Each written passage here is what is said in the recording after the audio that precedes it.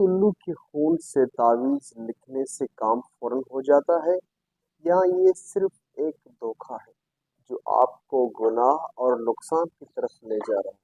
آج کل کچھ نام نہاد عامل لوگ کہتے ہیں کہ الو لے کر آؤ، ہم آپ کے خون سے تعویذ لکھیں گے، کالا علم کریں گے، کام فوراً ہو جائے گا۔ لیکن سوال یہ ہے کہ کیا اسلام میں کسی بے زبان جانور کو مار کر اس کے خون استعمال کرنے کی اجازت ہے؟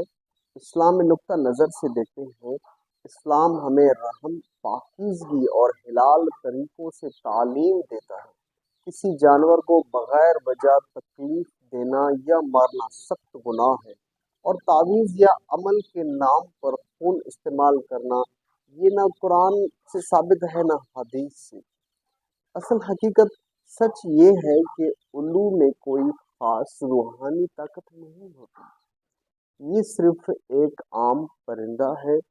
عامل لوگ جلد اثر کرنے کی لالچ دے کر آپ کو پھنسا دیتے ہیں۔ اصل مقصد آپ سے پیسے نکلوانا اور آپ کو اپنے ہی چکر میں رکھنا۔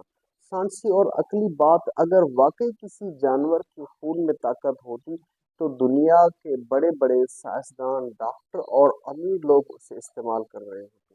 لیکن حقیقت یہ ہے کہ سب صرف وہم، دھوکہ ہے۔ اور آپ کو نقصان کیا ہے ایسے عامل سے؟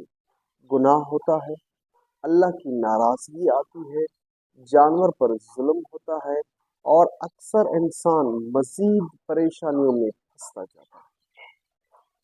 صحیح راستہ، اگر آپ کو کوئی مسئلہ ہے، اللہ سے دعا کریں، نماز پڑھیں، تہجد پڑھیں، نماز کی پابندی کریں، قرآن کی تلاوت کریں، حلال طریقے سے اپنی بات مانیں۔